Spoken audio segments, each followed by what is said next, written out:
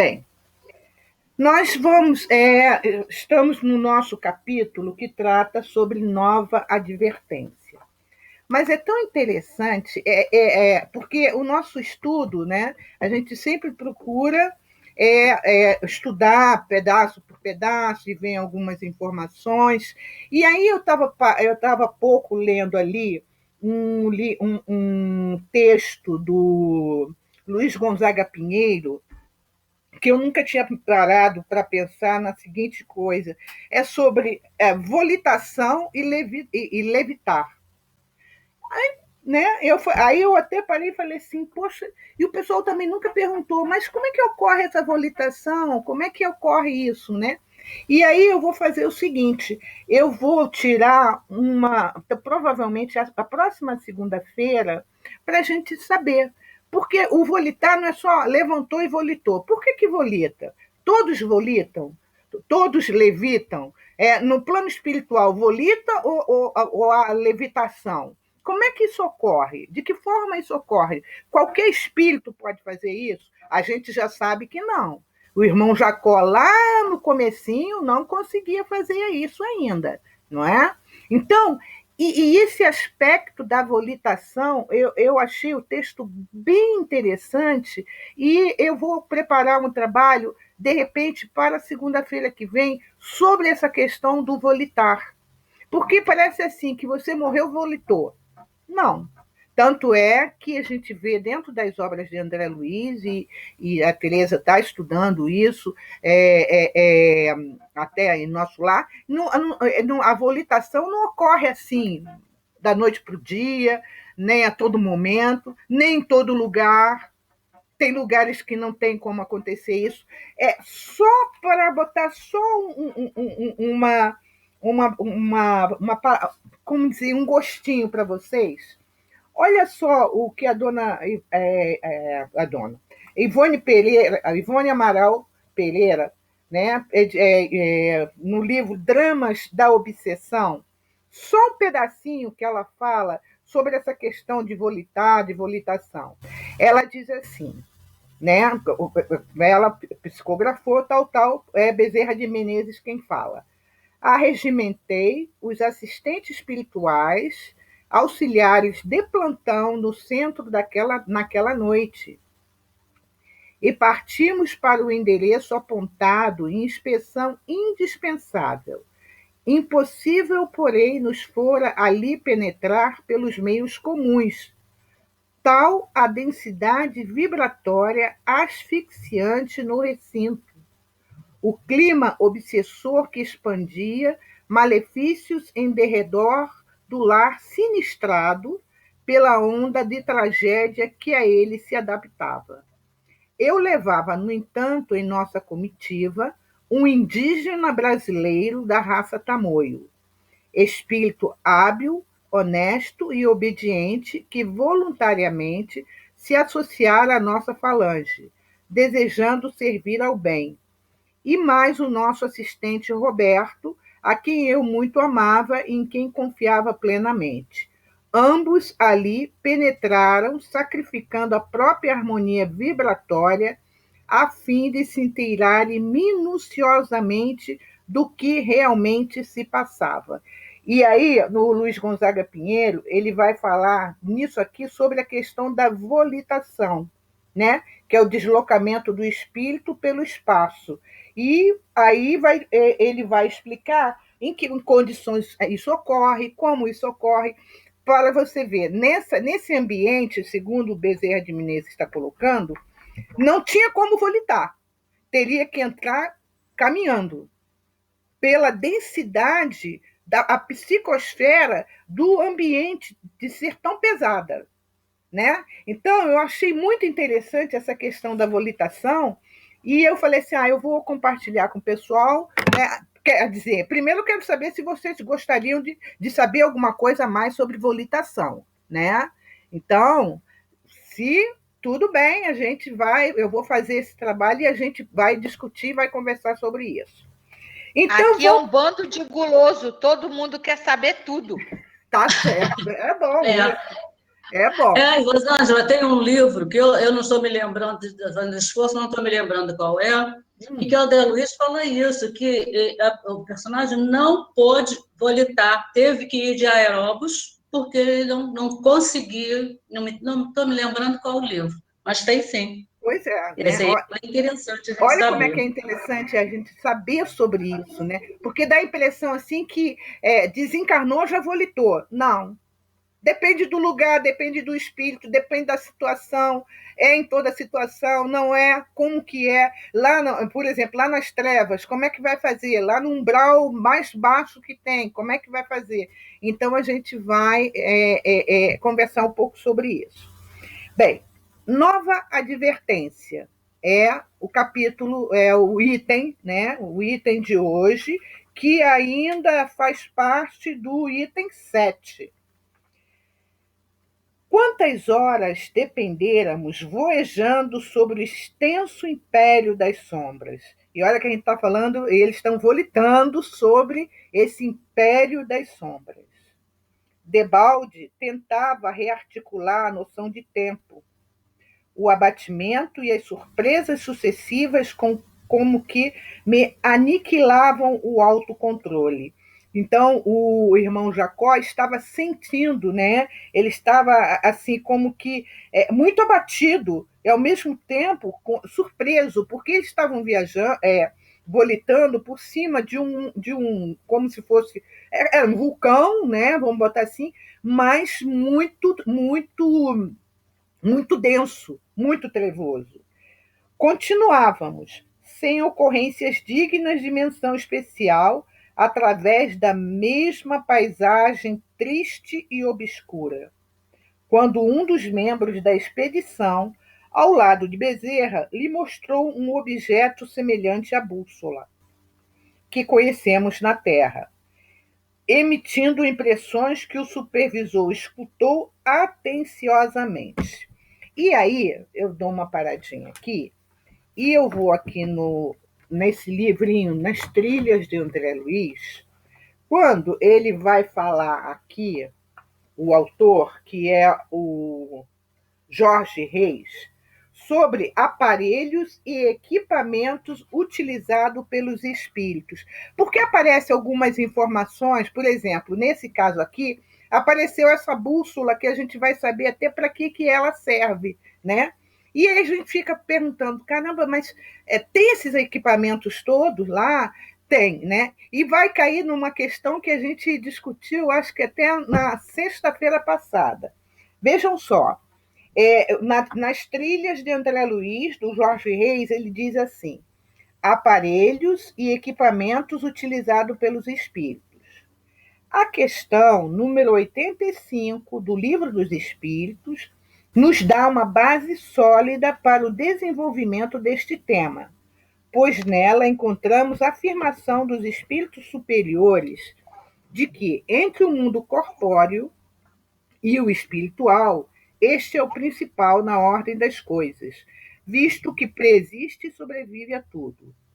Diante desta afirmação, compreendemos que tudo que existe no mundo físico foi criado primeiramente no mundo espiritual. Portanto, os equipamentos, aparelhos e utensílios em geral que são usados na Terra existem também de maneira mais perfeita no mundo dos espíritos. André Luiz traz-nos informações claras sobre isso, pois em todas as suas obras faz citações sobre os mais diversos equipamentos, ferramentas e até armas utilizados pela espiritualidade, levando-se em consideração a época em que todos os seus livros, contidos na coleção A Vida no Mundo Espiritual, passados por Francisco Cândido Xavier entre o final da década de 30 e o final da década de 60. Observa-se que muitos dos equipamentos e aparelhos vistos por ele no plano maior eram infinitamente superiores aos que existiam na Terra naquela época, enquanto outros sequer existiam e ainda não existem nos dias atuais. Aí, aqui, nesse livro, ele vai falar da televisão gigante, da, da televisão via satélite naquela época, hein? Do radiocomunicador, do telefone público, da transcomunicação, do aparelho de fabricação de ar, da fotografia animada. Olha só quanta coisa que André Luiz já traz, né, que já tinha, aquilo que a gente já conversou, no plano espiritual, né, e alguns que a gente ainda nem conhece. E aí eu me lembro que tem, eu não sei dizer direito, que eu não sei se estão desenvolvendo, vê se a palavra é holográfico, tá, Alberto? Não sei se um de vocês pode falar, por exemplo, é como se você vai chegar um tempo em que você vai conversar com a pessoa, ela vai como que se materializar, né? Assim, isso, né? Vai se materializar, não vai ser, de repente, esse celular vai ser uma coisa obsoleta. Quer dizer, vai ter que ter algum instrumento, mas a pessoa vai ficar, né? E já, eu até estive vendo certa vez um filme, quando eu assisti os NCSIs, agora eu não assisto mais não, já assisti muito, NCSI Nova York, Los Angeles, Miami, não sei o quê, e achei engraçado que teve uma das séries em que a pessoa ela queria ver, fazer a perícia do corpo, mas o corpo estava no lugar longe. E aí o perito pede que ela fotografe, ou faça alguma coisa, ela fotografa, manda, ele bota assim no ar e começa a fazer, a visualizar e ver qual teria sido o problema daquele assassinato. Olha só, holográfico, né? E a gente para, apesar de que quem é da época, que eu sei que vocês não são, né? Viagem, como é que é? Viagem nas Estrelas, né? Eu até esqueci o nome. Pode falar, Luci? Lembra o nome? Star Trek. Star Trek. Star Trek. Star Trek.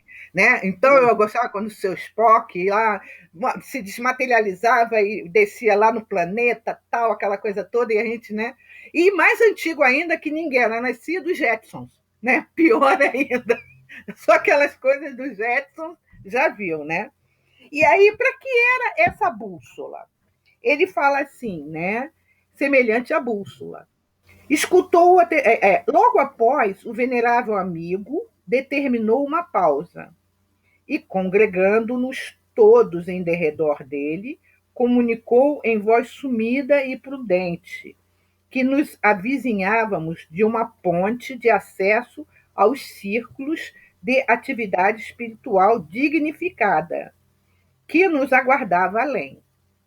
Entretanto, o registro magnético do psiquismo de nosso grupo assinalava o fenômeno que classificou por inquietante média de pavor. Gente, quando eu li isso aqui, acredito que vocês também leram isso, né? Essa questão da inquietante média de pavor, né? Olha só como é interessante isso, né? A gente pode até começar até a conversar um pouco mais sobre isso. O que é essa inquietante média de pavor? Né? Era um grupo pequeno que estava ali coordenado, né, por Bezerra de Menezes, e mesmo assim, no meio deles, a bússola estava marcando que entre eles, e a gente vê que Jacó era um deles, estavam muito inseguros. E aí eu pergunto ao grupo, e quando, né, a gente vê, quando esses amigos não têm, vamos dizer, lógico que todos nós temos o amparo, né? Mas esse amparo aqui, como é que isso vai acontecer? Como é que pode? Olha só a dificuldade que eu sinceramente, eu acho que falo que a dificuldade maior pode ser reencarnar, eu acho que é desencarnar mesmo. Porque, por favor, a gente, para poder passar, né, atravessar esse período, esse processo, o que você acha, Ana? Olha, Rosângela, se eu tivesse, né, nesse momento, né, junto com eles, eu também estaria apavorada, porque é uma coisa muito desconhecida para nós. É sempre uma surpresa. Agora, eu acredito que uma pessoa que não tenha condições de passar, né, vamos dizer assim, consciente, ela vai passar ou dormindo, ou inconsciente. Eu acho que aquele grupo, ou bem ou mal, já tinha condições de fazer esse trajeto conscientemente. Agora, eu acho que é inevitável, né, diante de tanta coisa, você está, né, sobrevoando sem um avião, uma zona estranha, né? Porque e vendo aquilo tudo é muita coisa, é muita surpresa. Você fica inseguro, mesmo estando capitaneado pelo doutor de Menezes. Eu acho que me sentiria assim também, em segurança. No caso de André Luiz, ele é colocado na padiola, né, Tereza? Então, vai dormindo, né? Pois é. Vão assim dormindo mesmo. Eu não sei, eu acho que eu queria estar bem desmaiada. Acordar só quando chegasse lá no destino, alguém saculejava, ó, desperta tu que dormes, que nem Paulo, porque realmente, né? E olha, e por isso que essa questão da volitação, né? Como que cada desencarne é um desencarne, cada passagem se atravessar de um lado para o outro, como é que isso é, né? Como a espiritualidade ela trabalha, e ela trabalha com a gente o tempo inteiro, né? Muitas vezes a gente pensa até assim que está abandonado, ninguém está me ajudando, que nada, eles estão ali num trabalho árduo, né? Auxiliando a cada um para que pelo menos passe o melhor possível, né? E aí ele continua aqui. Acrescentou que a importância da ponte era tão grande que, comumente, muitos habitantes das regiões perturbadas se aglomeravam na base que deveríamos atingir dentro em pouco, ameaçando os candidatos ao reino da luz. E é o que você falou, Ana, eram surpresas, e, além das surpresas, tinham essa situação também. É a turma do que não vai passar, não. Se eu estou sofrendo, vão ficar. Quem não tiver correto vai ficar aqui. Vai ficar. Sabe aquela coisa da turma do pula? Pula, pula, pula. Essa era a turma, né? De infelizes, porque são infelizes, né? Ignorantes. Eles ainda não tinham essa, vamos dizer assim, a noção daquilo que eles estavam vivendo, ou então alguns que têm, eles não estão, eles se acham tão perdidos, tão abandonados, que eles pensam que não tem ninguém para salvá-los. Então, se não tem ninguém para salvá-los, não vai passar ninguém. Se eles estão naquela situação, provavelmente por algum delito cometido, por que o outro vai passar, né? E é o que ele fala aqui. Perturbados, se aglomeravam na base que deveríamos atingir dentro em pouco, ameaçando os candidatos ao reino da luz. Pediu-nos calma e decisão, silêncio e prece. E, sobretudo, lembrou-nos a obrigação de esquecer qualquer falta mais grave do passado para não cairmos em sintonia com os espíritos ignorantes, penitentes ou malfeitores daqueles domínios. E aí eu paro de novo para a gente começar a refletir. Como a gente esquecer essas nossas faltas mais graves do passado, Alberto?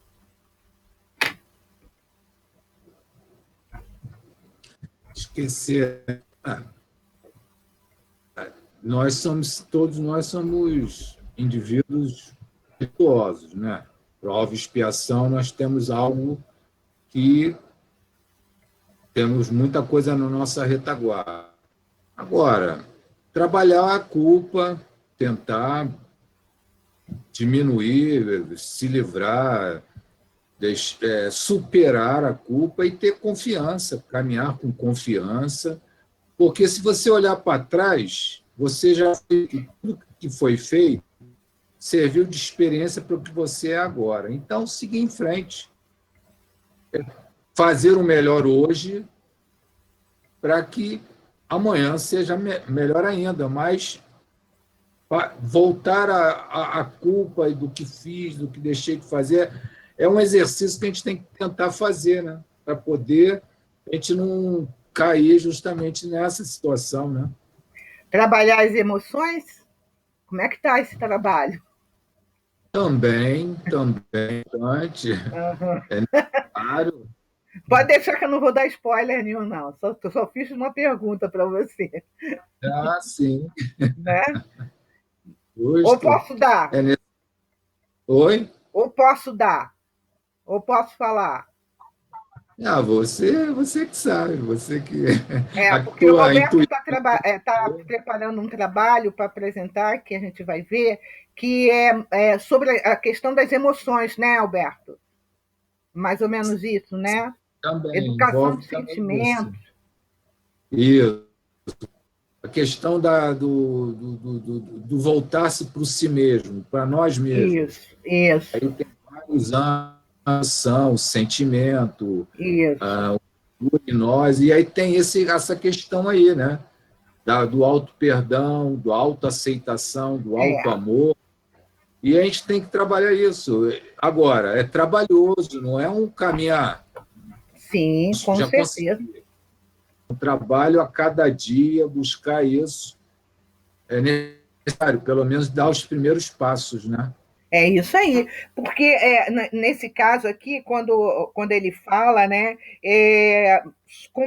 qualquer falta mais grave do passado, porque muitas vezes as pessoas, e muitos de nós, né, às vezes a gente para e fala assim, mas eu não posso fazer isso porque no passado, tal. Tem um momento em que a gente vai ter que entrar nessa questão do auto-perdão, né? E vocês vão entender por que eu estou falando essa questão do auto-perdão, porque a gente vai ver uma situação dessa aqui.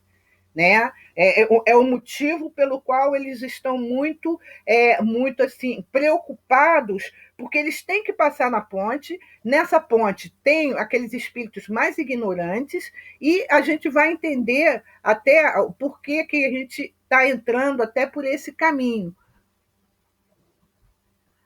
Oi, Aninha. A Ana Brito, é que o microfone dela não está funcionando. Boa noite, querida. Então, ele diz assim: competia-nos manter a harmonia e serenidade em nós mesmos, porque, de outra maneira, poderíamos interromper a corrente de força que sustentava os companheiros menos aptos ao serviço de volitação. Olha só a volitação que eu falei com vocês lá no começo, a importância de manter a corrente de força por causa do serviço de volitação. Ô, Rosângela, nesse caso aí, me veio na cabeça assim, mais ou menos o seguinte, é como se na falange, nesse grupo, né, que estão passando, tem o Bezerra e outros espíritos que estão apoiando o Bezerra. Então, provavelmente, a energia deles, o equilíbrio moral deles, foi suficiente para se unir, para fazer essa ligação energética, para que esses outros, igual o Jacó, esses outros, pudessem seguir volitando com ele. Se ali, qualquer pensamento contrário, o que ia acontecer? Eles iam descer. Isso entendeu? Aí. É o que a gente vai ver aqui, o motivo pelo qual ele recomenda que todos mantenham exatamente esse pensamento de serenidade, que mantenham a harmonia. Aí ele diz aqui, aí vem a ponte iluminada. Não nos movimentáramos por muito tempo e um facho de luz sublime varreu o céu, não longe, indicando uma ponte cuja extensão não pude no momento precisar. Tão formosa e tocante foi a revelação no horizonte próximo que muito nos pusemos em pranto. A emotividade não provinha apenas da claridade que nos tocara os olhos. Comovente mensagem de amor transparecia daqueles raios brilhantes que percorreram o firmamento, copiando a beleza de um arco-íris móvel. A emoção deles é que, com todo aquele momento, que eles iam chegar num lugar melhor, né? Num lugar onde haveria pelo menos a paz, a serenidade, a tranquilidade. E esse momento, quando eles vêm, é como se fosse aquela luz, aquela chama, né? Mesmo indicando, o caminho é esse. Esse é o caminho, né? Como ele coloca aqui, como se fosse um arco-íris móvel. Enquanto muitos companheiros continham a custo as notas de assombro que nos dominavam, cerrei os olhos por minha vez, naturalmente envergonhado. Temor súbito vagueava-me na alma. Teria cumprido todos os meus deveres? Se constrangido a comparecer ante um tribunal da vida superior, estaria habilitado a apresentar uma consciência limpa de culpas? Como seriam meus atos examinados? Bastaria a boa intenção para justificar as próprias faltas? Olha só quanto questionamento que o irmão Jacó estava fazendo a ele mesmo, né? E são, muitas vezes, muitos questionamentos que, algumas vezes, é necessário nós fazermos, mesmo até a partir de agora mesmo, todos os dias. Como é que está? Como é que eu estou? Porque a gente não sabe se a gente vai dormir e vai acordar. A gente sabe que vai dormir, mas será que vai acordar? A gente não sabe. Como é que eu estou? A minha malinha? Que malinha eu estou levando? Eu estou levando um monte de mala? Como é que eu estou dentro? Eu comigo mesmo, eu com o próximo. Quer dizer, é um trabalho que tem que ser feito todos os dias mesmo, né? Aquele 919A do Espírito Santo Agostinho. Todos os dias, né? Eu pergunto como é que foi ao final do dia, como é que foi o meu dia, né? Santo Agostinho já dá a dica para gente. Quem quer falar? Rosângela. Rosângela. Deixa eu só... o que eu entendi disso aqui. O que acontece? Essa equipe, ela foi resgatada por Bezerra de Menezes, gente. Uhum. Então, veja bem, é hora de ter medo? A gente tem que ter uma análise, né? A gente tem que analisar. Eu vou ter minhas culpas, certamente. Mas eu vou deixar para ter culpa depois que eu for resgatado. Antes não dá, porque vai daí que me pegam pelo pé. Então, o que acontece? O Jacó, um cara super vivido dentro da doutrina e aquela coisa toda, ele, né, sabia de um monte de coisa. Tá bom, tinha lá uma brilhante professora, né, que tinha uma luz maravilhosa no grupo. Uhum. Então, essa certamente não ia ter medo de culpas, né? Porque ela já tinha uma luz brilhante. Mas aí, existiam outros lá que estavam até meio sonolentos, mas tinham merecimento de estar naquele grupo. Uhum. Então, o que acontecia? Era um grupo resgatado por Bezerra, como foi o caso do André, resgatado por Clarencio, um ministro, né? Então, a gente não pode ficar naquela, assim, de, poxa, minhas culpas agora, minhas culpas... Deixa passar para o outro lado. Depois, a gente vai ter culpa. Aí vamos conversar, vamos analisar. Ou então vamos ter o hábito de tirar as culpas agora. Né? Porque Deus diz, né? Perdoa, né? 70 vezes 7, né? Não é isso que está Jesus, né, que fala isso? Jesus que fala. Jesus que fala. Perdoa 70 vezes 7.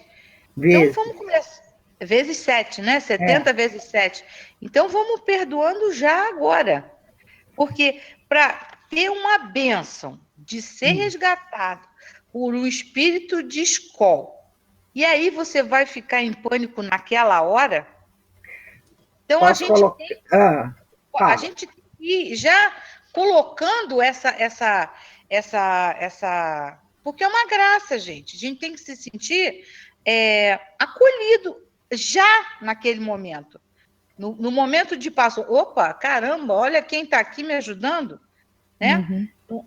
Então, tem que ter muita firmeza, a gente tem que ter pena da gente primeiro, né? Vamos ter pena agora, depois a gente expia as culpas. Tem outras coisas para vir, né? Tá, agora vamos colocar. Tudo, não.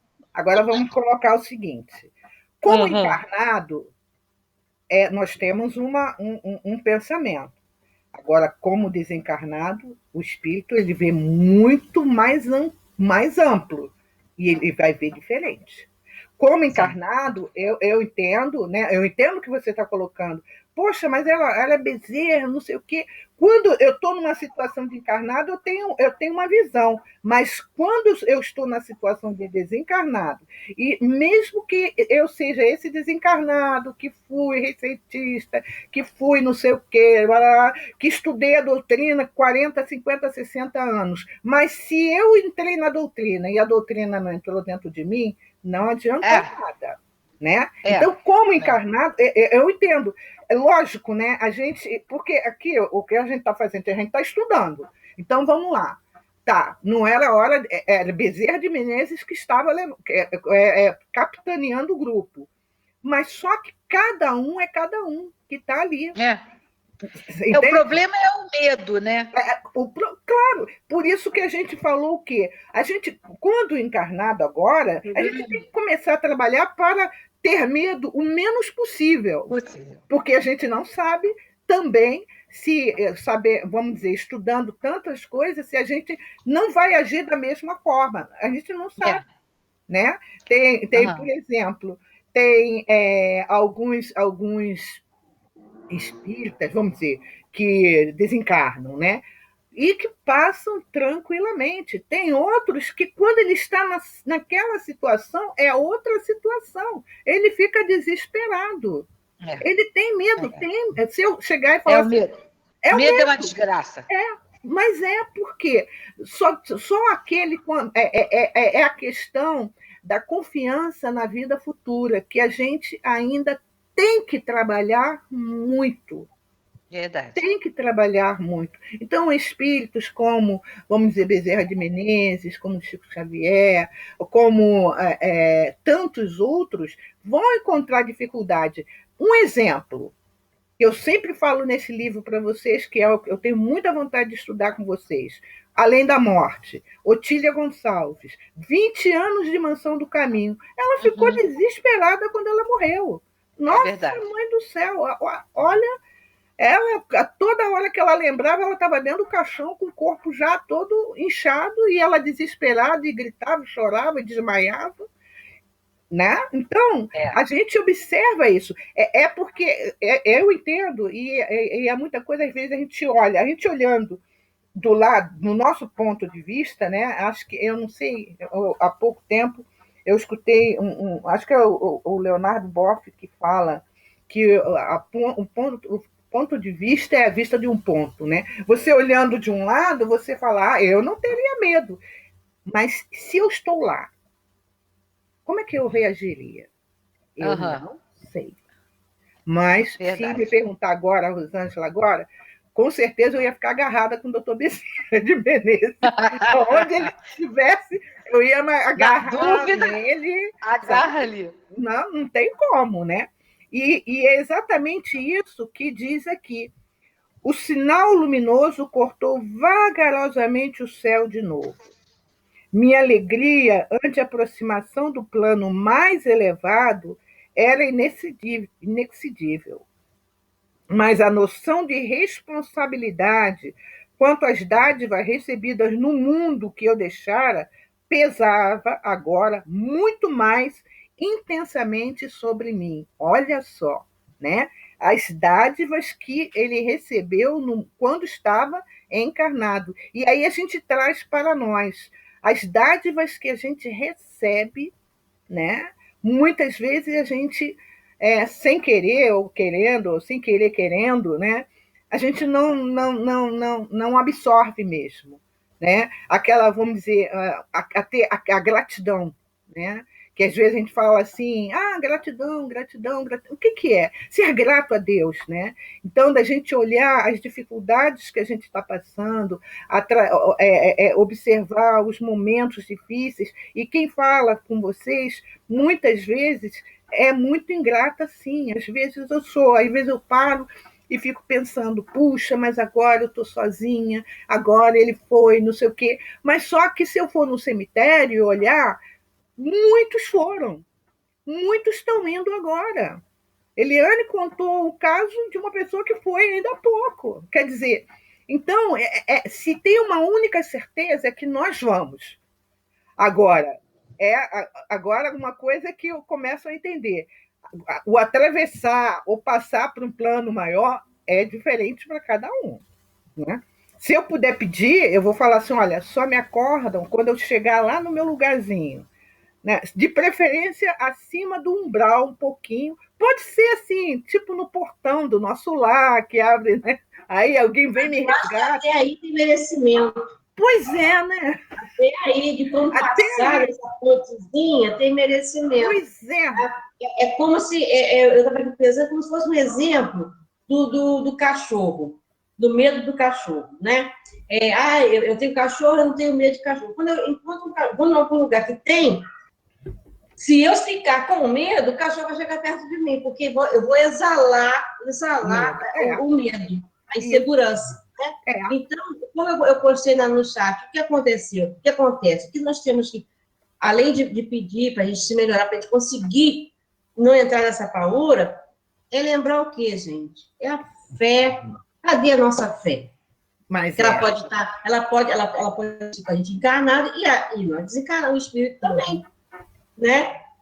E a fé? A gente não tem. A gente não tem a fé, né? Não tem. E é isso.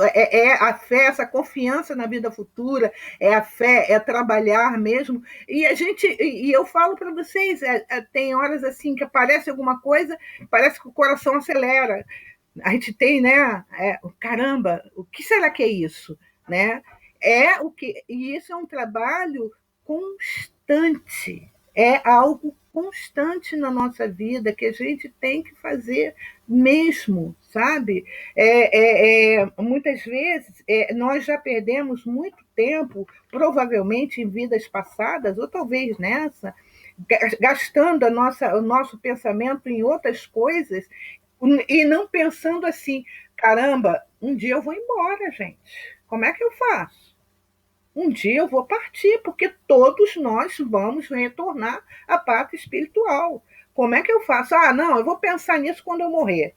Caramba, se eu parar para pensar que eu vou pensar nisso quando eu morrer, olha a complicação. Mas há quem pense assim?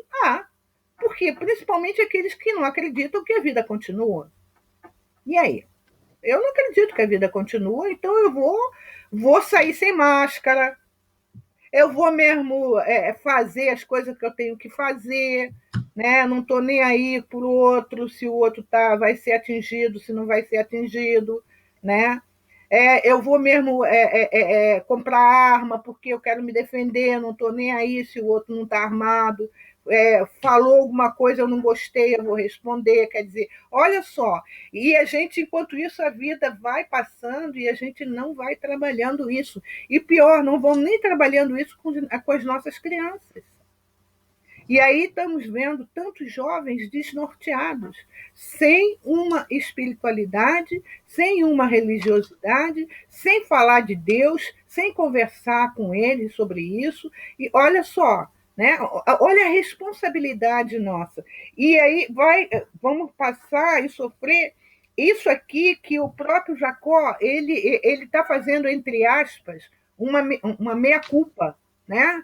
Poxa vida, caramba, será que eu mereço passar? Será que, olha só, olha quantas faltas, como é que eu podia fazer isso, resolver isso, né? E aí ele continua aqui. Corriam-me lágrimas, não pulei não, né? Corriam-me as lágrimas, copiosas quando o grupo estacou. No mesmo instante, ouvi um dos irmãos recém-desencarnados gritar em choro convulso: Não, não, não posso. Eu matei na terra. Não mereço a luz divina. Sou um assassino, sou um assassino. Aí a gente pode até pensar o seguinte: caramba, ele tinha que falar aquilo logo ali, né, Tereza? Poxa, a gente estava passando no grupo, já está difícil, né? A gente está vendo a luz a gente está querendo chegar na luz, mas a gente, como a gente vê, é de cada um. Ele se sentiu tocado, aquilo ali veio nele, sabe? Aquele meia-culpa dele colocar, dele falar: eu matei na terra, eu fui um assassino. Aqueles brados ressoaram lúgubres, sombras adentro. Outras vozes responderam horríveis: vigiemos a ponte, assassinos não passam, não passam. Pareceu-me que maltas de feras preparavam-se para atacar-nos. Não distante, a projeção resplandecente do invisível holofote clareava o caminho, qual se fora movida em câmera lenta. Entre nós, emoções e lágrimas, junto de um companheiro em crise. Em torno, ameaças e lamentos estranhos. E aqui a gente pode até parar para pensar um pouquinho quando esse nosso companheiro ele fica com essa crise existencial dele, já desencarnado, nós trazermos para as nossas crises como encarnado, que acontece às vezes com a gente também. Quando a gente vai fazer alguma coisa e aí quem é psicólogo entende isso, a gente fala: eu não mereço ser feliz porque eu fui malzinha quando era pequena, eu bati a porta para a mamãe, eu xinguei o cachorro, eu chutei, eu não sei o quê. E tem pessoas que passam anos vivendo nessa culpa, né? Que Joana fala que não há que ser culpa, e sim responsabilidade em muitos aspectos, e muitas vezes a vida não anda. Como encarnados que eu estou falando, né? De tanto que traz aqueles equívocos do passado que está lá atrás, e muitas vezes equívocos que estão em outras vidas, e que a gente fica naquele círculo vicioso e não sai daquele círculo vicioso. Eu não mereço ser feliz, eu não mereço casar, eu não mereço isso, eu não mereço aquilo, e com isso as pessoas vão mergulhando e às vezes vão entrando pelas depressões, vão entrando pelos transtornos de ansiedade e vai por aí afora, né? Então, Rosângela, fala, Ana. Acho que é isso mesmo, né? Ele teve um surto. Isso. Né, de consciência. Eu desliguei a câmera porque a minha internet está caindo muito.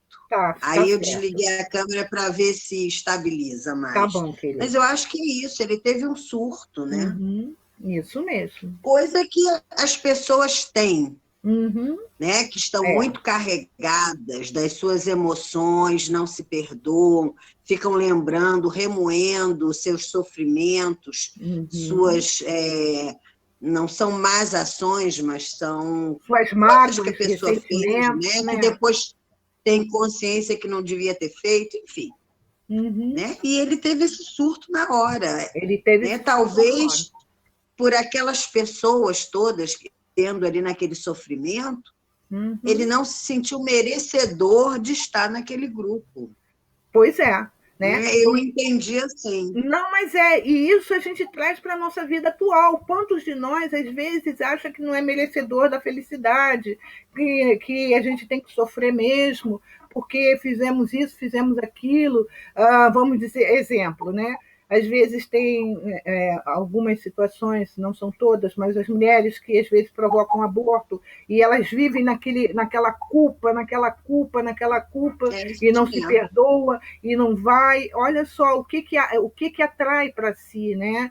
Poxa vida, tá? Aconteceu, você se equivocou, mas será que não tem como trabalhar isso? E tem umas que levam isso a uma profundidade tão grande que prejudica a própria saúde, né? E é isso que a Ana Brito falou, abre uma obsessão. E aí você começa com a auto-obsessão, né? E acabou.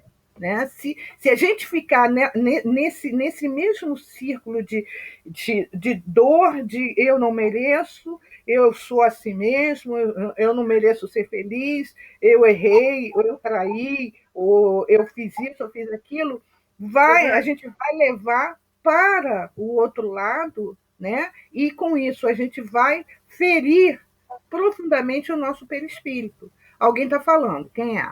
Rosângela, a Joana chama isso de vitimização. Vitimização, né, Rogério? Autopiedade. É a crise do coitadinho, daquela hiena, que ó a vida, ó azar. Isso. É isso mesmo, né? E essa vitimização tem um momento em que ela vai ter que parar, né, Rosilda? Porque se você não trabalha isso, essa vitimização ela acaba evoluindo para um outro processo que provavelmente seja bem pior, para você resgatar isso daí. Abrindo portas para a obsessão, é isso aí. Isso aí mesmo. Depressão, obsessão, tudo isso. Né? E no caso desse nosso companheiro, ele teve esse surto quando ele lembrou que realmente ele cometeu um assassinato, e aqui a gente vai ver que Bezerra diz assim, Bezerra sereno, mas fundamente preocupado, rompeu a expectação, cientificando-nos de que deveríamos olvidar os erros do pretérito e que um dos amigos, em vista de corresponder em demasia à lembrança do mal, impusera descontinuidade à nossa viagem. Olha só, por causa de um pensamento do nosso amigo, do surto que ele teve, do sentimento de culpa que ele teve, estava prejudicando, e mesmo sendo capitaneado por Bezerra, mas estava prejudicando o grupo. E ele continua, acentuou... Oi. Aí a gente vê a misericórdia divina, não é? Ele mesmo cometendo um crime, ele tinha o mérito. Pois é, né? Do Bezerra. Isso mesmo, porque Bezerra diz assim, acentuando que as reminiscências de crimes transcorridos não deveriam perturbar-nos e que bastaria sintonizar-nos excessivamente com o pretérito para causarmos sérios prejuízos a outrem e a nós mesmos em circunstâncias delicadas quanto aquela. Olha, era um grupo, mas o grupo, embora fosse liderado por Bezerra de Menezes, ele precisava que o restante do grupo tivesse em harmonia. Né? Precisava, para que ele pudesse levar, né, para que o trabalho não sofresse nenhum tipo de descontinuidade. E ele disse que o irmão em crise realmente fora homicida em outra época, mas trabalhara em favor da regeneração própria e a bem da humanidade, com tamanho valor nos últimos 30 anos da existência, que merecera carinhosa proteção dos orientadores do mais alto. Aí, onde eu estou? Peraí. E que não devia levar a penitência tão longe, pelo menos naquele momento. Pelo menos naquele momento. Ele não está dizendo que ele não teria que lembrar, não. Mas naquele momento não deveria, né? O que a Teresa colocou, né? Como ela dizendo, né? Naquele momento, tal, assim. Mas aí a gente vê sempre os dois lados, né? Como espírito, ele reagiu dessa forma, né? A gente, como encarnado, a gente pensa assim, poxa, eu não reagiria assim, ou eu não faria, ou ele não deveria fazê-lo, né? Disse que naquele momento, a ponto de ameaçar o êxito da expedição, porque ele não estava sozinho, ele estava era uma expedição. E vamos dizer, a crise dele poderia prejudicar todo o grupo. Olha só que coisa interessante, né? E aí a gente traz para a nossa vida de encarnados, né? Olha quando a gente entra num processo desse, o quanto a gente podemos prejudicar, vamos dizer, uma família. A questão do alcoolismo. A questão do alcoolismo não é só o alcoólatra que é o doente, ele adoece toda a família. Qualquer dependente químico, ele adoece toda a família. Eu bebo para esquecer. Aí ele bebe para esquecer, para esquecer, para esquecer, e nisso ele torna-se alcoólatra, e com essa questão do alcoolismo, a família vai para o brejo, porque realmente prejudica, né? Necessitávamos reatar o fio de ligação mental comum, a fim de que a nossa capacidade volitante fosse mantida em alto padrão. De outro modo, a concentração em massa de entidades inferiores ao pé ao pé da ponte que se alonga sobre o abismo talvez nos dificultasse a passagem. Porque aqui, quando ele fala, né, por que manter esse fio de ligação mental comum? Todos pensando, tendo um pensamento em comum. Porque a falange que está lá embaixo, o pensamento deles poderia ser tão forte que impediria, provavelmente, eles de atravessarem a ponte. A gente fala assim, mas está com Bezerra. Sim, mas não é só o Bezerra. E aqueles que estão lá embaixo com um pensamento de ódio, de mágoa, de sofrimento, o que é? Vai passar por quê? Eu estou aqui, como dizendo, né? Eu estou aqui na lama, por que esse vai passar? Ele não cometeu delito, tem que ficar aqui também, tem que sofrer como eu sofro. Embora aqueles que estivessem lá embaixo, com toda certeza, são assistidos, só que ainda não têm condições de perceber, né? E ele continua aqui dizendo, finalizando, fala, quem falou? Rosângela, diga. Fui eu. Olha só, aí a gente vê a dificuldade das pessoas que têm essas crises de pânico, não é? Porque é uma coisa semelhante a uma crise de pânico. Então, e a gente também julga as pessoas, por exemplo, ele foi um assassino, né? Mas ele recompôs, recuperou aquilo tudo. E a gente, sem saber, julga as pessoas, né? Faz o nosso julgamento, sem saber o que realmente aquelas pessoas são, o que elas fazem, o que elas sentem por dentro. Né? Quer dizer, são coisas, por isso é que eu digo, encarnar, vou para lá, vou para cá, eu não sei porquê, a gente não sabe os critérios, né, que são usados para isso.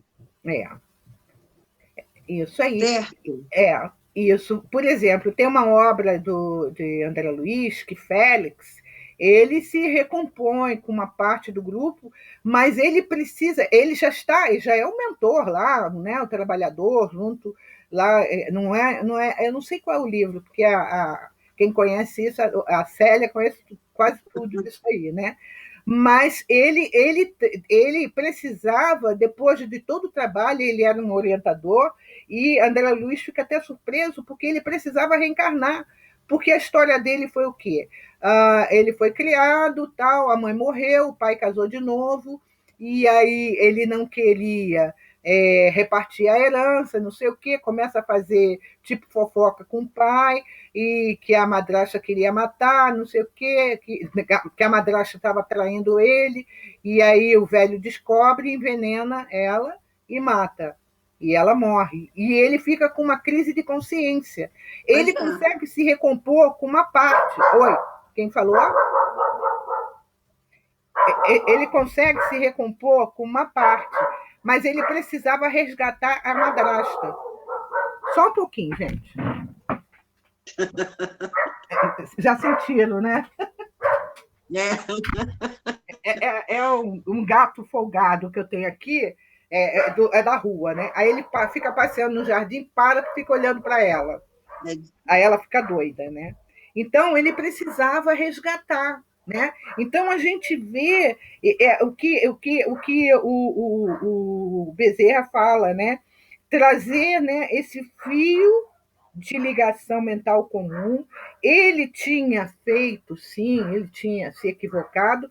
Com toda certeza, ele resgatou. Não é que ele resgatou, ele teve 30 anos, fez trabalho, aquela coisa toda.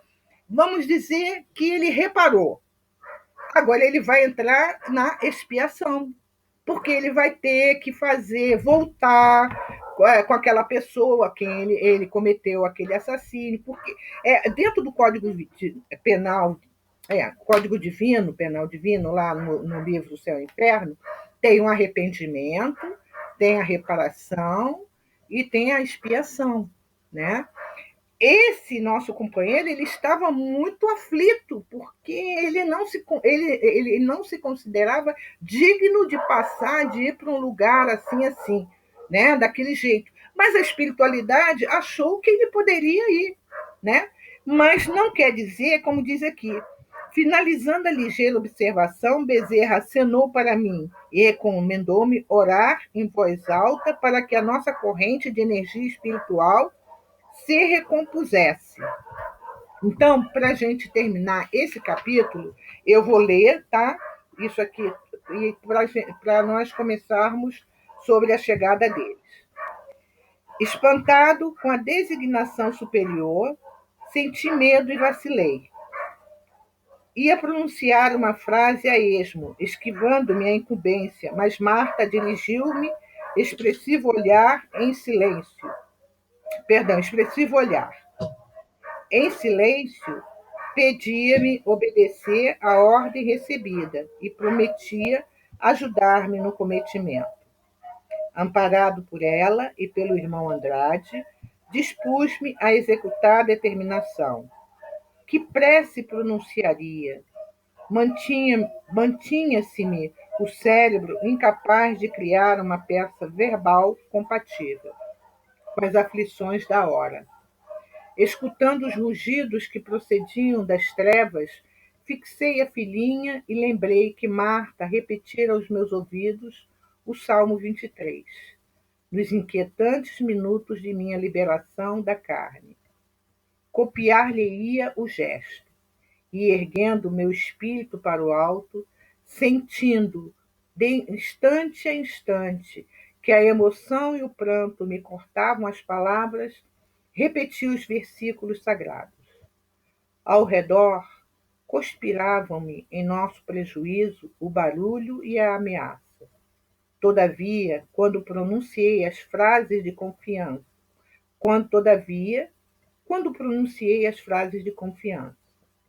ainda que andemos pelo vale da sombra e da morte, não temeremos mal algum, porque Ele, o Senhor, está conosco. A sua vontade e a sua vigilância nos consola.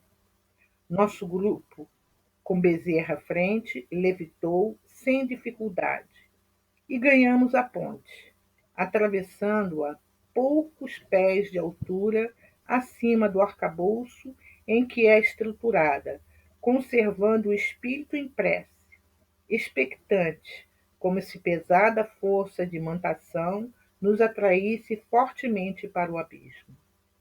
Que lápis do plano carnal conseguiria descrever a nossa sensação de contentamento e alívio? Momentos surgem na vida em que só o profundo silêncio da alma consegue traduzir a paz, o reconhecimento e a alegria. Eu vou colocar para vocês um PowerPoint aqui, bem rapidinho, muito interessante, que eu apresentei hoje no estudo que eu fiz, Obreiros da Vida Eterna, os obreiros, né? Obreiros do Senhor. E é exatamente do Salmo 23, né? Deixa eu ver se eu acho aqui onde é que ele está. Acho que está aqui. Olha só que bonito.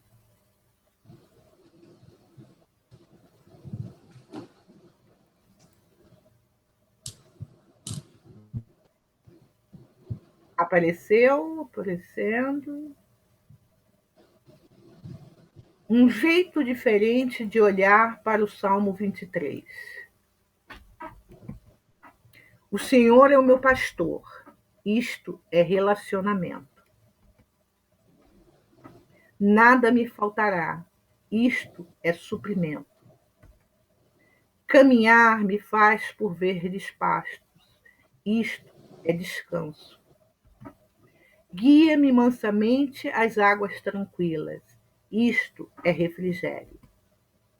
Refrigera a minha alma. Isto é cura.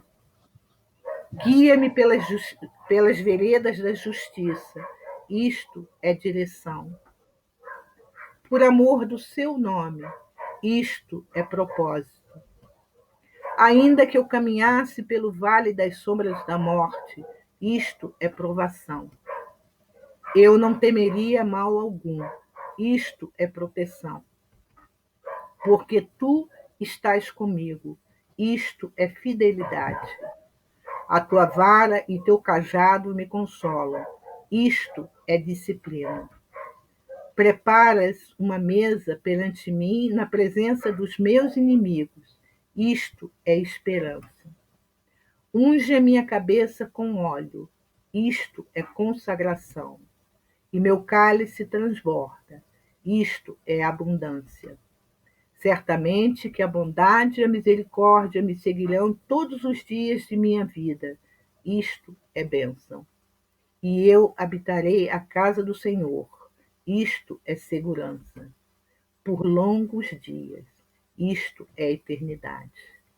O que é mais valioso não é o que nós temos em nossas vidas, mas quem nós temos em nossas vidas.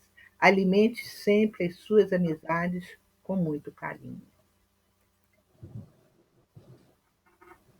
Fechar aqui.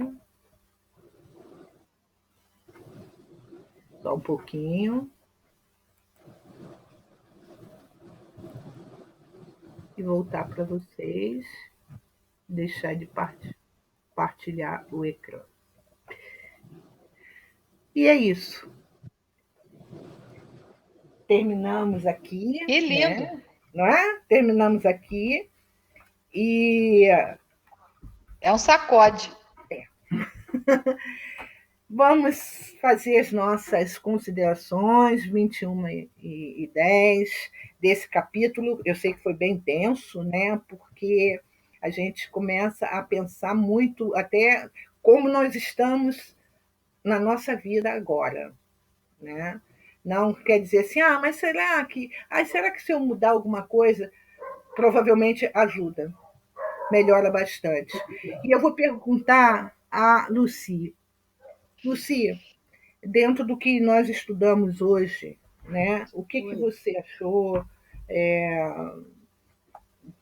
Precisamos realmente trabalhar essas nossas emoções, trabalhar esse nosso dia a dia. Como que você vê isso? Bom, eu acho o seguinte, acho que por mais que a gente ainda estude, por mais que a gente está estudando, ainda tem que estudar muito mais, né? Que pelo menos eu estou falando por mim, né? Cada vez que eu estudo, eu vejo que eu tenho que estudar mais, que eu não sei nada, que eu tenho que aprender mais. Eu acho que a gente não está preparado ainda para isso. Estou falando por mim, né? E quando eu leio isso aqui, quando eu li o livro do Voltei, que você vê uma pessoa com tanto preparo, como era o irmão Jacó, com tanto tempo de casa espírita, com tanto tempo de FEB, né, que era um palestrante, que fazia estudos, direção, isso e aquilo, está passando por essa situação, você imagina assim, uma pessoa dessa já está preparada, uma pessoa dessa vai desencarnar, está do outro lado, no estalar de dedos. E a gente vê que não está assim. A gente vê o sofrimento que ele está passando, as experiências que ele está tendo, de coisa que ele está vendo ali, que ele não está imaginando, que ele próprio devia estar achando que ele desencarnar e ia estar tranquilo. Isso aí. Então, eu fico imaginando assim, é uma coisa que eu estou vendo em mim, que eu tenho que me trabalhar muito, que se de hoje para amanhã eu partir, eu vou ter que pendurar no pescoço de Emmanuel, de Bezerra, de algum que venha me catar, porque eu já sei que eu vou demorar muito tempo para até entender o que está acontecendo. Mas, ao mesmo tempo, uma coisa que às vezes me angustia nesse caso, que por mais que a gente estude a doutrina, é assim, e quem não tem essa consciência? Que nem a gente que está aqui estudando a doutrina. Meu pai é ateu, graças a Deus. Meu pai é completamente ateu. Tá? Com 87 anos, agora morrendo. Semana passada a gente estava com ele, que ele está com medo de morrer, que ele fez aniversário agora, está numa depressão, que está com 87 anos, é ateu, graças a Deus, e aí, acho que morreu, acabou. Então, eu fico imaginando assim, como é que vai ser a passagem dele? Eu tenho que demorar muito, porque eu sei que ele vai entrar num sofrimento muito grande, porque para ele isso tudo é bobagem, para ele nada disso existe. Por mais que eu tenha dado todo o Pentateuco para ele, não adiantou. Ele leu, achou interessante uma coisa ou outra, mas não acredito, não adianta. Mas, Então, mas Luci, o que ele vai passar nessa conta hora? pra gente o que ele fez nesses 87 anos dele. Bom, ele como ateu, de repente, já fez muito mais caridade do que eu a minha vida inteira. Então, entendeu? Só de trabalho voluntário como médico na Santa Casa, no Rio de Janeiro, ele fez mais de 50 anos. Aqui em Teresópolis, ele estava atendendo na igreja de Santo Antônio, de graça, teve que parar agora, por função da pandemia, que parou tudo, mas até o início desse ano, ele ia toda semana atender as pessoas de graça lá. Então, aquilo que eu falava uma vez, até com a Valquíria do centro, que eu conversando com ela sobre isso, ela falou assim, Lucia, ele, quando desencarnar, vai estar melhor do que a gente. Porque a gente está aqui esperando, mandando tijolinho lá para cima. Ele não está contando com nada. Para ele morreu, acabou. Então, ele vai ter o amparo da espiritualidade. Com assim, gente, certeza. é isso que eu fico preocupada. Assim, tomara que ele tenha. Eu falo, não, ele vai ter certeza. amparo. Mas todos nós temos esse amparo. Por isso que eu falei, até para que o grupo soubesse, que eu sabia, né? Alguns não sei se sabiam, desse trabalho que ele faz. De repente, dentro desse, entre aspas, ateísmo dele, ele pode, naquele espaço, naquela perturbação espiritual dele, ter um despertar que nós que estamos batalhando aqui e estuda e faz, pode acontecer. Não estou falando, porque cada desencarne é um desencarne. Né? Cada caso é um caso. É cada um. Né? Márcio. É tu. Está desdobrando? Eu acho o seguinte, eu acho que isso daí é realmente uma situação assim um tanto complicada, porque eu também penso a mesma coisa, assim, à medida que você for lendo, eu fiquei pensando, eu fiquei preocupado sobre tudo isso também, porque por mais que a gente tente, no caso, como é que eu vou te dizer, não tentar passar por nada disso, mas a gente vê que exige o quê? Primeira coisa, a transformação moral. Essa é ponto-chave. Isso aí. E será que eu já estou assim, com essa categoria para, sabe? Porque quando alguém me fala alguma coisa atravessada que eu não gosto, eu já estou querendo levar o dedo na cara da pessoa, entendeu? E aí, será que eu já estou com esse patamar assim? Eu fico pensando assim, meu Deus, eu acho que eu não sei, cara.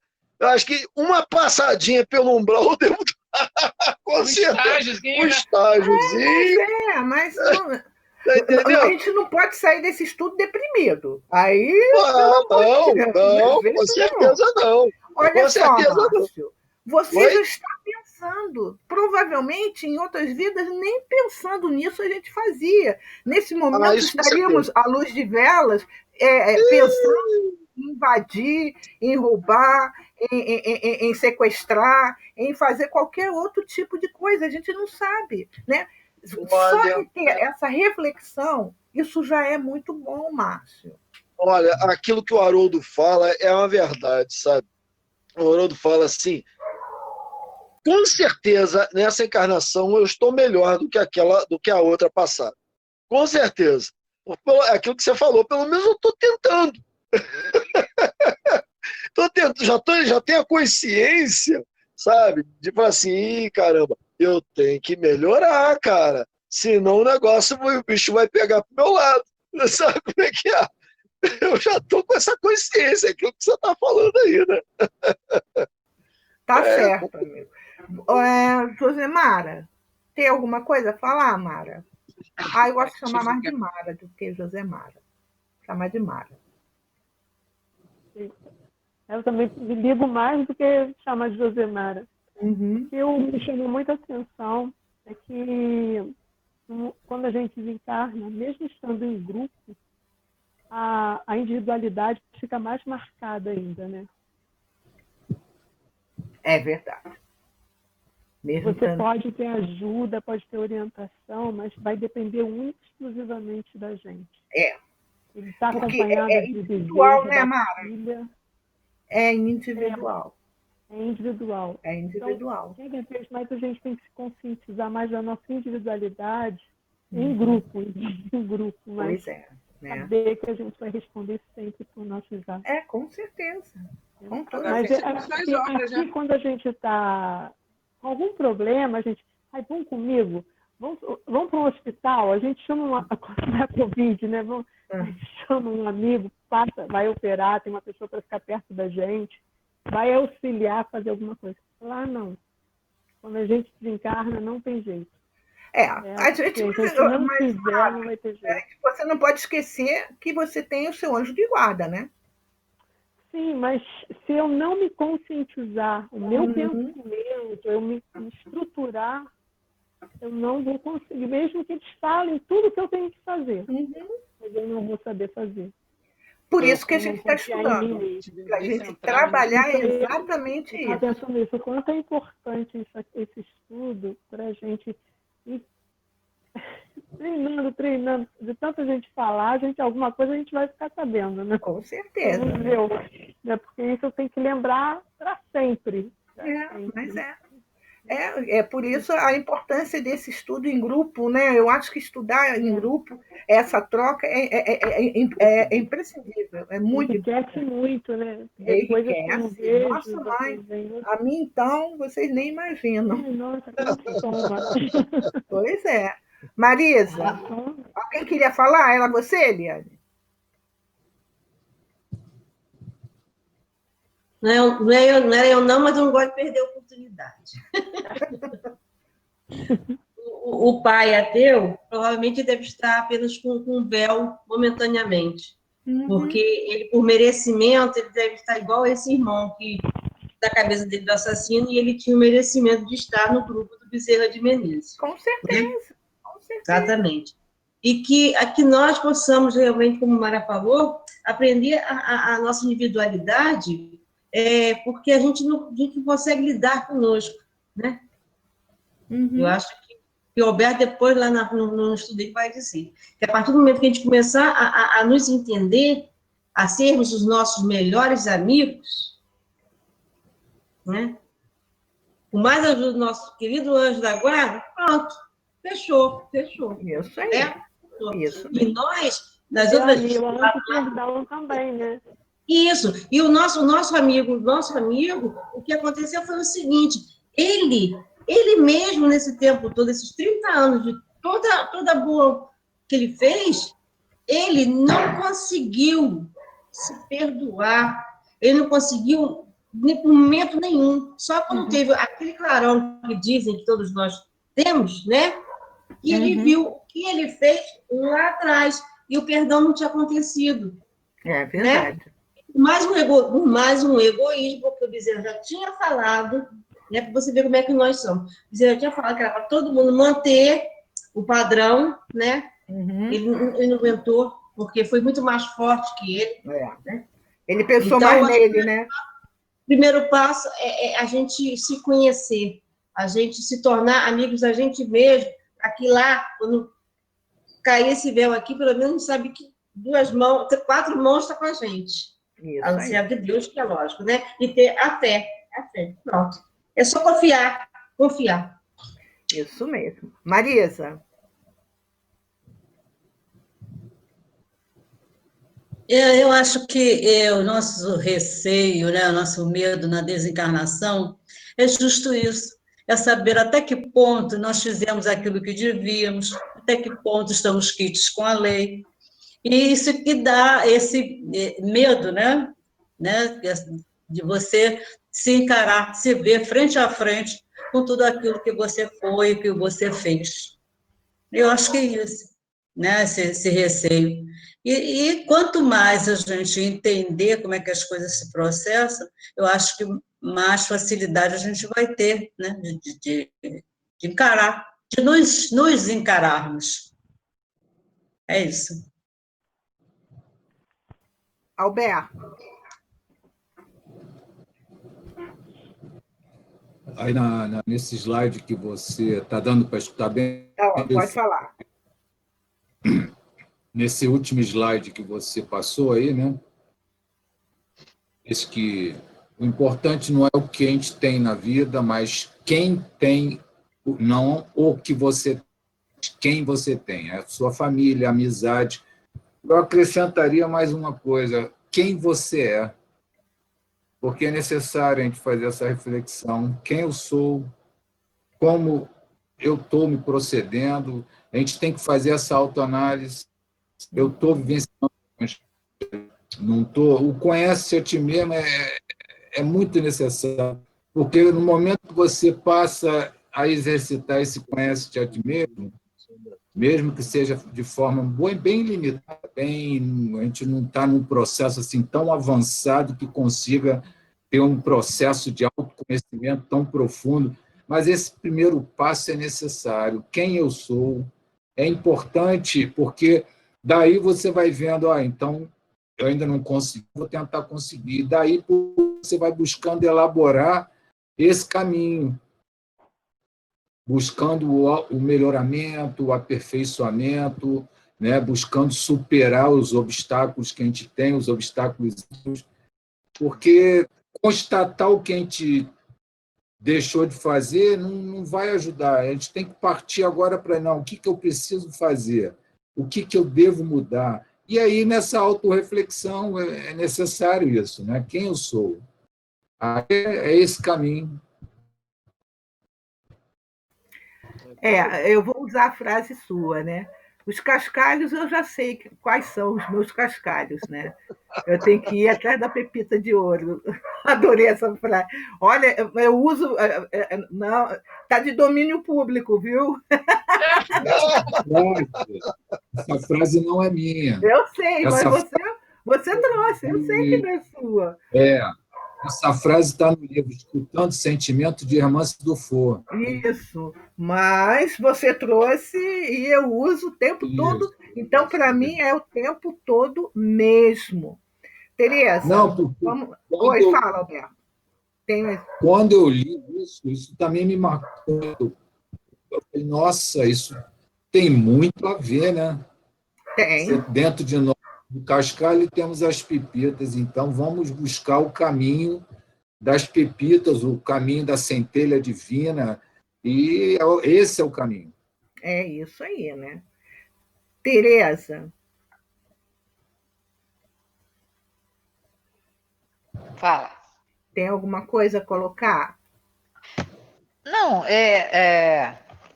a Mara falou, é uma ansiedade mesmo. A gente tem realmente que se perdoar. Porque se a gente não se perdoar, fica difícil. Fica difícil mesmo. Entra em surto que nem o irmão lá desestabilizou a corrente lá. E isso não é só quando a gente está no desencarne, não. É agora na vida. Quantas coisas pequenas a gente deixa perturbar a nossa vida?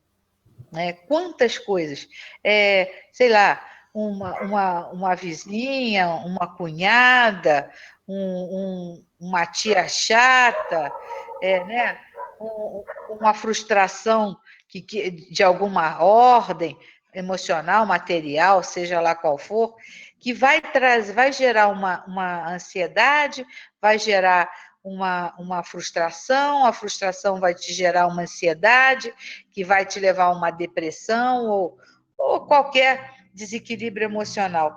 Então, a gente entende aqui que a gente leva tudo que a gente tem, né? E essa passagem depende daquilo que a gente tem. Só vai ser boa a passagem amanhã se a gente equilibrar agora. Now. Hoje. Eu diria que ontem. Mas como ontem já não tem mais domínio, a gente já não tem mais domínio sobre ele, a gente tem que tentar. E E é uma busca mesmo, por isso que eles estão falando tanto, né? Que a gente escuta uma palestra aqui, escuta não sei o quê, escuta lê um espírito, alguma coisa, e eles falam na meditação, né? No autoconhecimento. Verdade. Essa é o caminho. Isso Agora, o cimento, o concreto, o que vai solidificar isso é a nossa fé. Porque a fé tem que ser incondicional. E esse é um trabalho individual, como tudo é individual, né? A Mara ficou aflita, mas é verdade, Mara. Não passamos em grupo, mas passamos individualmente no grupo. Por isso que às vezes a gente se sente sozinho numa multidão. Eu já passei várias vezes assim, de me sentir sozinha numa multidão. E é um negócio ruim pra caramba. Muito ruim. E isso te desestrutura todo. Então, vamos parar com isso, vamos nos conhecer, vamos nos concentrar hoje, para que a gente possa desencarnar na boa. Mas aí é melhor viver na boa, porque aí já passa melhor para o outro lado, né? É isso aí. Ana, falar alguma coisa, Ana? Não, Rosângela, acho que eu já falei tudo. Não tem mais nada, não, é isso mesmo. Vamos tentar melhorar e é isso mesmo. Obrigada. E uma coisa importante também é esse lance da culpa. Porque a gente fez uma coisa errada, mas só a gente que faz errado? Não. Um monte de gente faz errado. Então, por que a gente vai se autoflagelar? A gente errou, reconhecemos o erro. Vamos trabalhar para esse erro acabar e não ficar construindo aquela culpa que vai se tornar maior que você, não é? Que vai se tornar maior que você. A gente tem que parar com esse negócio. Ah, não, porque eu fiz isso, minha culpa, minha culpa. Já acabou a Idade Média que o sujeito pegava o chicote e se batia. O máximo que ele conseguia era ficar todo rasgado do chicote. Amassou o corpo, mas o espírito estava ainda sem cura, né? Porque o autoflagelo não leva a nada. Então a gente tem que erramos, vamos assumir a culpa, mas não vamos nos punir por isso. Está lá, gente, 70 vezes 7. Vamos nos perdoar, né? Porque senão a gente pira. A coisa tem que ser macia para o nosso lado. Vamos arrumar um colchão macio para a gente viver. Tá certo. Rosilda.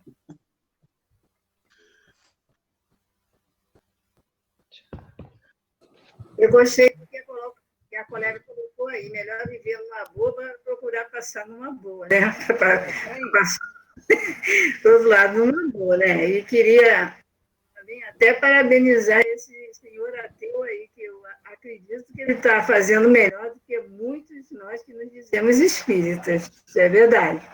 Agora, houve uma passagem que foi super interessante. O mínimo que a gente faça de bom, como é aproveitado, né? Porque o Jacó, ele tinha todo um conhecimento da doutrina, trabalhou bastante e tal. E nessa hora que ele foi chamado para fazer a prece, não foi à toa, né? Então, o Bezerra, compreendendo isso, o convocou para a prece. Então, eu fiquei pensando assim, não é fácil a gente viver assim, praticando bem, de verdade, verdadeiro mesmo, vem lá do fundo. Mas como é aproveitado o pouco que se faz, de bom, de belo, de bom. Como se aproveitar? Esse foi um olhar assim que eu tive naquela passagem dele, quando ele chama o Jacó, porque ele trabalhou muito, conversava com os espíritos, era um dialogador com os espíritos. Mas essas perguntinhas aí também me chamaram muita atenção, né? pelo que eu ando fazendo com meus atos, né? Isso aí só com autoconhecimento mesmo. Só procurando nos conhecer, fazendo também, dando a importância para o nosso auto-perdão. Como a colega colocou aí, o auto-perdão é fundamental para que nós possamos nos libertar dessas amarras, dessas algemas, desses gravames que a gente comete durante todas essas encarnações nossas. Mas, de maneira geral, adorei o estudo, como sempre, gosto muito de estar estudando com o grupo. Esse é um grupo que nos anima, que nos fortalece e que nos convoca a vontade de estudar, com alegria. Muito obrigada pela oportunidade, que Jesus abençoe a cada um de nós e que nós realmente possamos aproveitar essa reencarnação, os nossos renascimentos diários, nos perguntando quem somos nós, como estão indo nossos atos, olhando para dentro de nós mesmos e buscando praticar sempre a lei do amor e caridade, que são as máximas trazidas por Jesus. Muito obrigada pela oportunidade.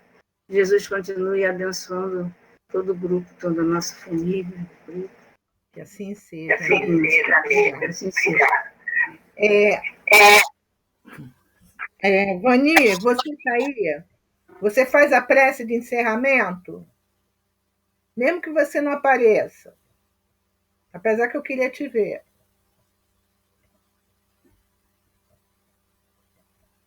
Não sei se ela está.